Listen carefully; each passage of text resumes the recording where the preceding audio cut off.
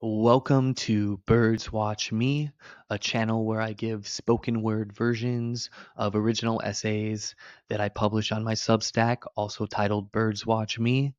I hope you enjoy and thank you for being here.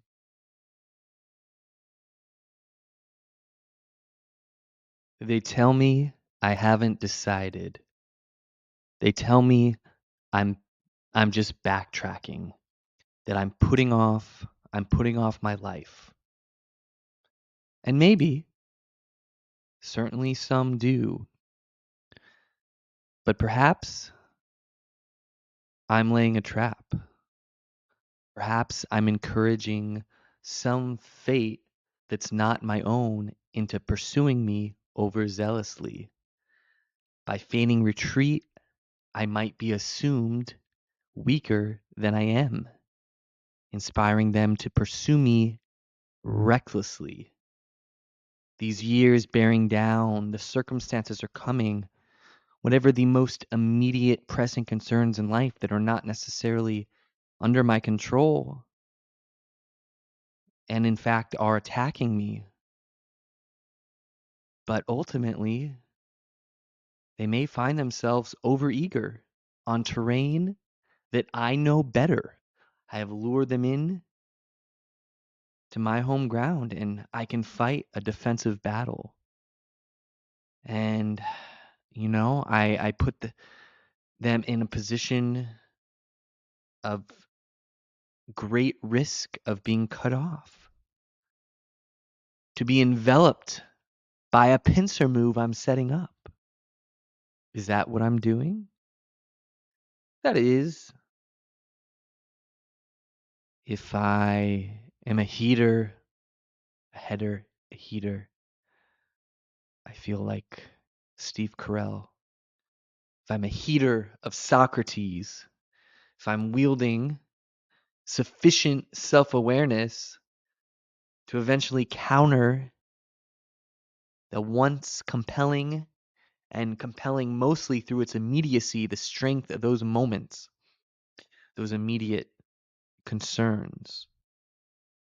So, despite what it looks like, where I'm at in life, where you may be at in life, maybe it isn't that you're postponing, beset by chronic indecision. Maybe you can reframe this. What we're doing, we are making a choice. We are agents of our life. We're choosing the battlefield. And we're choosing a battlefield that's innately well known to us. Its idiosyncrasies well known to us. And this gives us a very distinct advantage. Um, and so if something unexpected crosses the borders into our lives, hostile and requiring a response of some kind, sometimes it's best to wait, to feign that you're perhaps weaker than you are, and you let it overextend itself.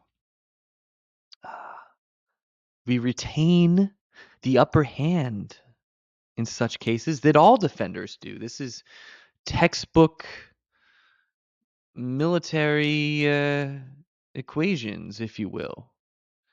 If we're intuitively patient, if we've been proper surveyors of our own lands, if we know ourselves well enough, we can fight a battle that comes to us.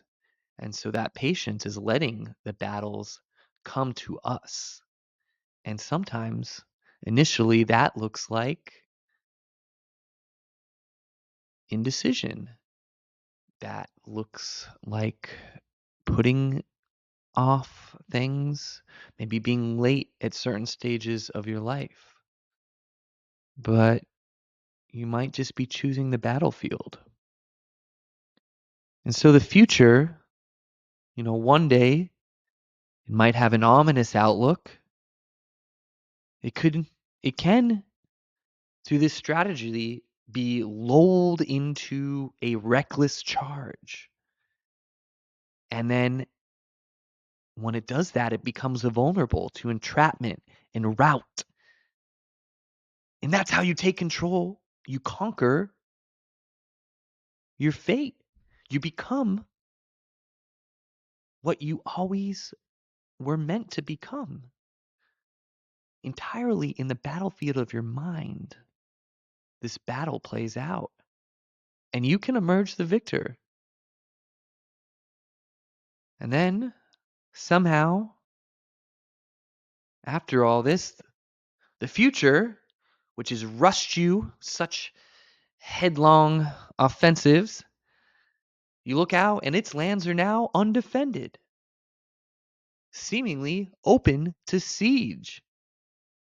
And then it's all up to your courage. The courage now. Now is the time to go on an all-out counteroffensive. Finally. And so often, the greatest victories only ever happen finally.